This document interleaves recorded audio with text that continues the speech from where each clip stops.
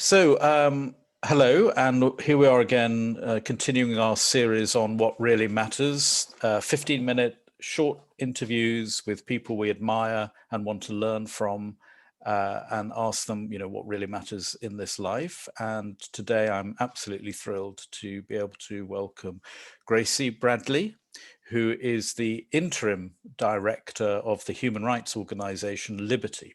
And I have to declare that Gracie and I know each other quite well because I'm a director of Liberty, and it's always a real pleasure to work with her and to hear her. So I'm thrilled you're here, Gracie. Hello. Hi, thanks a lot for having me. Oh, it's great to see you. So people out there might not know much about you, so just tell us a little bit. Okay, so Liberty is one of the oldest human rights organisations in the UK. We were founded in 1934 in response to oppressive policing of the hunger marches, and our mission then has remained pretty much unchanged up to the present day. It's about standing up to power. And one of the things I really love about working at Liberty is that we have a lot of different functions. So we have a kind of kitchen sink way of working, which means that we have a legal team, so we litigate on behalf of individual clients and maybe other NGOs. We have an investigative journalism unit called Liberty Investigates. We have a policy and campaigns team that collaborates with other organisations and goes and works with parliamentarians. And we also have an advice and information unit that gives advice directly to the public and works with frontline organisations to maybe reach people who are less likely to write to us directly. So that's what we do. And our mission is really to kind of promote human rights and civil liberties here at home in the UK.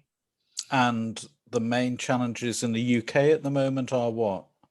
I mean, there's a whole host. Where do I start? Where do I end? No, I mean, at the minute, there's a real concerted attack on specific communities who are already marginalised, but also on the frameworks and the tools that we all use to hold the government to account. So that means that there's an agenda to water down our Human Rights Act, to curtail judicial review, which is a legal process that we can all use to hold public authorities to account. There's a new policing bill that will basically try and crack down on our right to protest so that it's more difficult for us to speak up and be heard in the streets. And I'm sure lots of people will have seen reports about new voter ID laws, which will disenfranchise people at the ballot box. So kind of everywhere that we turn, there's an attack on some kind of mechanism that we use to hold power to account. So I think that's probably our number one priority, is protecting those frameworks and our human rights framework. And I mean, number two for us has really been trying to advocate for a human rights approach to the pandemic, because what we've seen is a kind of this big push to hand, particularly the police, coercive powers that they didn't even necessarily want, that have been really confusing and have changed a lot really rapidly. We've seen things like you'll be criminalised for sitting on a park bench with someone, while at the same time, the measures that we might have needed to support people to comply with public health guidance, which is obviously really important, those measures haven't necessarily been in place. So we haven't had a test and trace system that has worked really well. We've not had sick pay that people could really survive on. We've not had enforcement against unsafe workplaces, not meaningful enforcement. We've not had places for people to isolate away from their homes if they're living, with lots of other people. So I think we've been consistently saying, yes, this is a public health crisis. Yes, we absolutely do need to protect people. At the same time, we've sort of been questioning, should it be through coercive powers, which have been applied disproportionately, or should we actually have focused on supporting people to stay safe? And we think the priorities haven't been quite right there. So those are our two biggest priorities for the year. And I think third is sort of answering that call that has been made by the Black Lives Matter movement. So at Liberty, we're really committed to doing that. We've worked on policing for a very long time and racially disproportionate policing. But I think the question that's really come out of Black Lives Matter since last summer is, why is the solution to every social problem you know, more policing and more kind of imprisonment? Why aren't we talking about those other things? Again, like the kind of our criticism of the pandemic response, why aren't we talking about things that maybe would stop some of these harms occurring in the first place, rather than just responding afterwards? So we're going to start looking at some of those non-policing solutions to community safety a bit later in the year. So I think those are our flagship priorities for the year, which is a pretty full slate. Yeah, I was going to say, you and the team are going to be pretty busy by the sound of it. What I've always loved about Liberty is, you know, certainly when I was growing up, there was always a temptation to talk about human rights over there. It's always in other countries. And the goldfish doesn't see the water it's in. And Liberty reminds us, you know, yeah, we've got issues as well here. And before we start criticizing other people, maybe we need to be, you know, a bit more self-scrutinizing. I've always admired Liberty for doing that for me and for society here. But as we know, human rights for a lot of people are, you know, the enemy of the people. In some, you know, you get that sense that human rights are, you know, defending the dangerous. How are we going to find a language that feels plausible and attractive even? I mean, Martin Luther King never said, "I have a nightmare." You know, he had a dream. How do we find that language for the vision of human rights for today? This is such an interesting question. And actually, when I was studying my master's, we did a really, I wish I could remember what the paper was called, but there was a paper kind of studying the different rhetorical traditions of the UK and the US, and they explicitly kind of compared, you know, that tradition of the Black civil rights movement in the US to kind of how we talk about things here in the UK. And I just found it really interesting. But I think,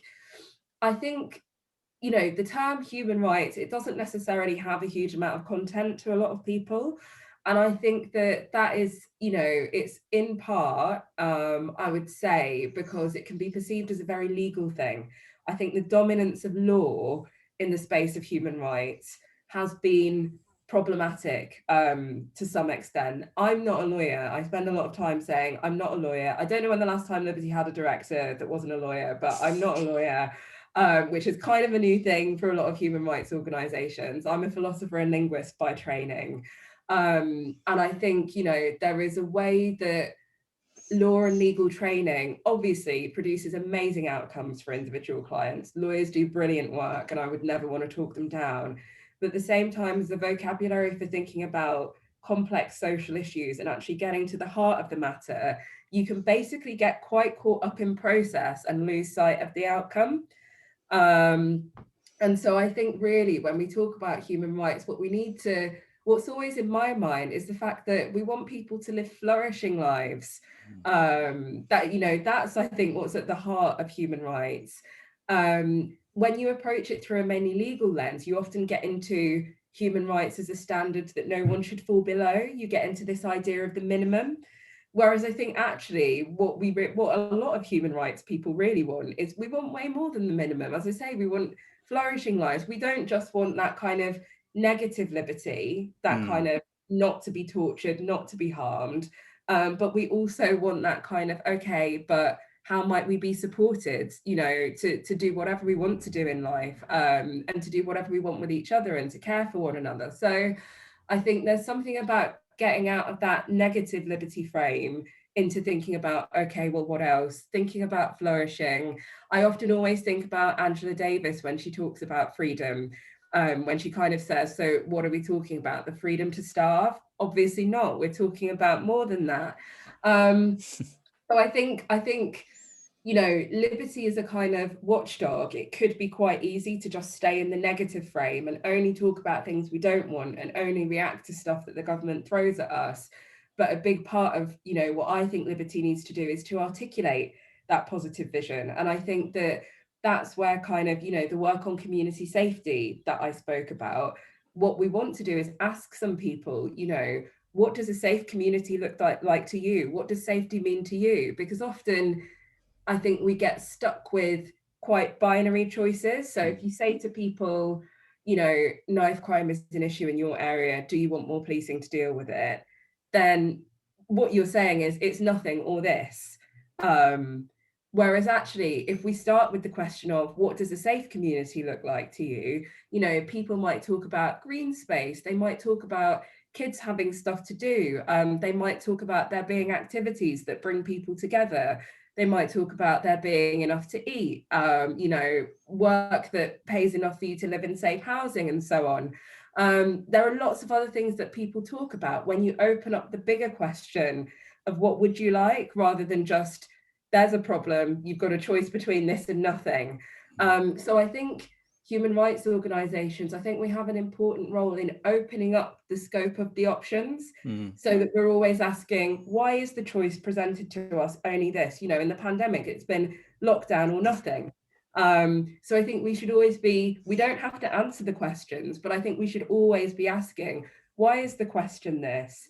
Why aren't there more options on the table? And with our policy work, we can help put some of those options on the table. We can say, well, this was trialed in this place and this is what happened. Have we considered this? If not, why not? So it's maybe more an approach than a vocabulary. But it's something that I find really exciting. You mentioned the idea of negative liberty, which of course Isaiah Berlin talked about quite a lot. He also said that, you know, liberty for the wolves is death to the lambs. And, you know, so you have to make a distinction, it seems to me, between freedom and a free for all. Yes. And to root it in concepts like dignity and safety is so essential, particularly if it's going to sound as if it's something you can be part of and belong to. And also then, as you say, foster and encourage and work to bring about. So here's the question that we're asking everybody. You know, you're doing this important work and by the look of it, really enthusiastic about it. What really matters in this life? Honestly, such a huge question for a Thursday morning. I mean, I'm a relatively committed kind of existentialist, so I think we make the meaning in our lives. I think we make the meaning in our lives, and I think our connections with others really matter.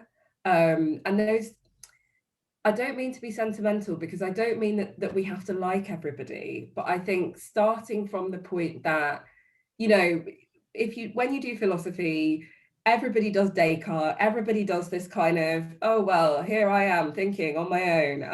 I am the thinking thing, who knows what of the external world, etc. And of course, you know, so much of that tradition of thinking was a way of thinking that just completely ignored the fact that the thinker was being sustained by all kinds of labor and all kinds of connection that would never be kind of acknowledged in their work, and so on and so forth. So I think that starting point that, you know, we are all connected.